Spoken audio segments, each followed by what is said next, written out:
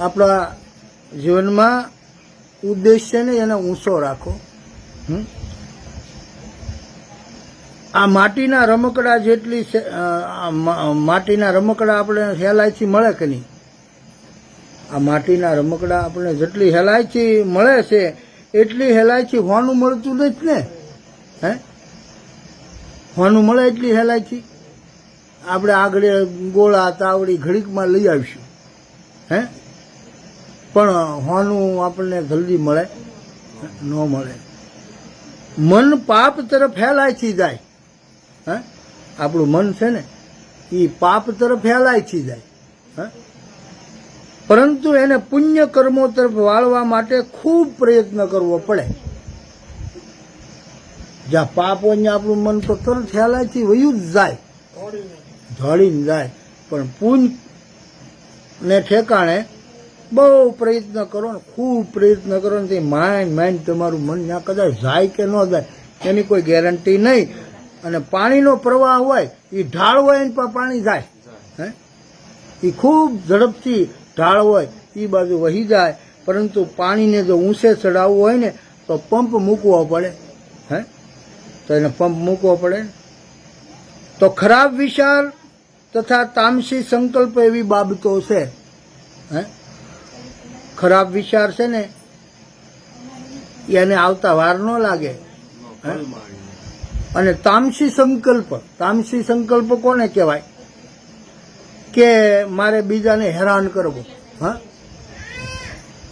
એને તામસી સંકલ્પ કહેવાય. હે, મારે સુખે રહેવું નથી, બીજાને રહેવા દેવા નથી. હે, તો એને તામસી સંકલ્પ કહેવાય.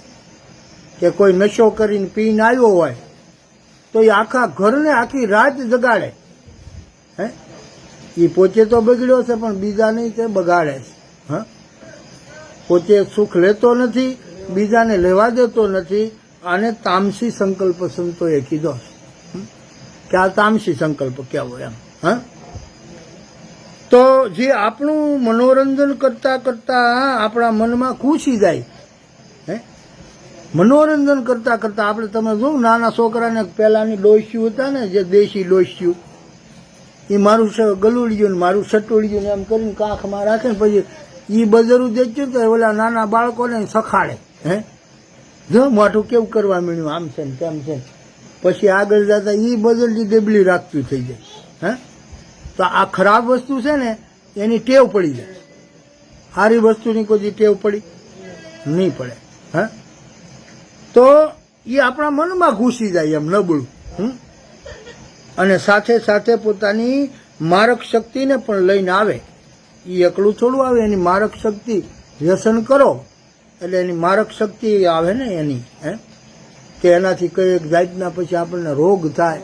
હે, તો સ્વાર્થમય નીચ ભાવનાઓનું વૈજ્ઞાનિક વિશ્લેષણ કરતા જાણવા મળ્યું છે કે કાળા રંગની સરીઓ સમાન તીક્ષ્ણ અને તેજાબની જેમ દાહક હોય.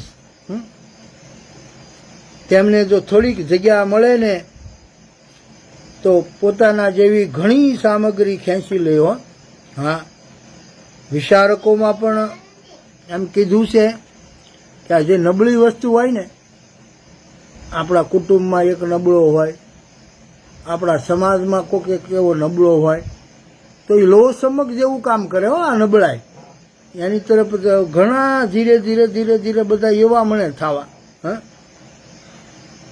તો આ બધા કાળા રંગની સરી આવે ને એ ધારદાર આવે.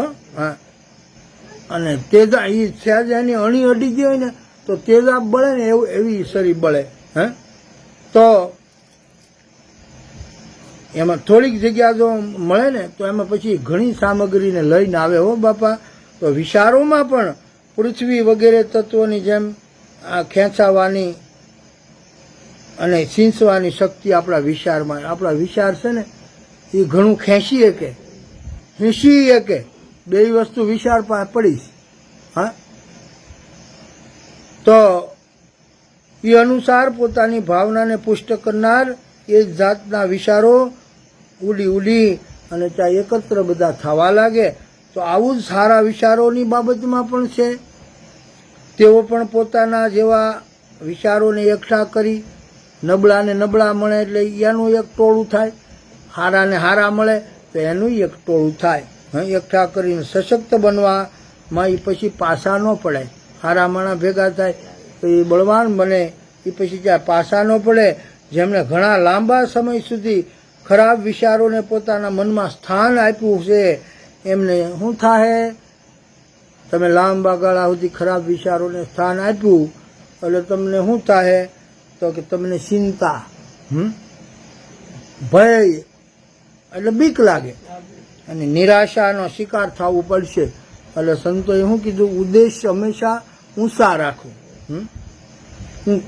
મારે હારા માણા બનવું છે, મારે હારી કક્ષાએ જવું છે, મારે હારા સંબંધી ગોતવા છે, કોઈ મહાપુરુષો સંતોની હારે મારે બેહવું છે, મારે હારા કામ કરવા છે, સમાજની અંદર 5 જણા એમાંથી કાંઈક લઈ શકે એવા કામ કરવા, એવા આપણા ઉદ્દેશ રાખવા પડે. એટલે સંતોએ એમ કીધું કે ઉદ્દેશ કોઈ દી હલકો ન રાખો, નીચો ન રાખો, એને હંમેશા ઊંચો રાખવાનો છે ઉદ્દેશ.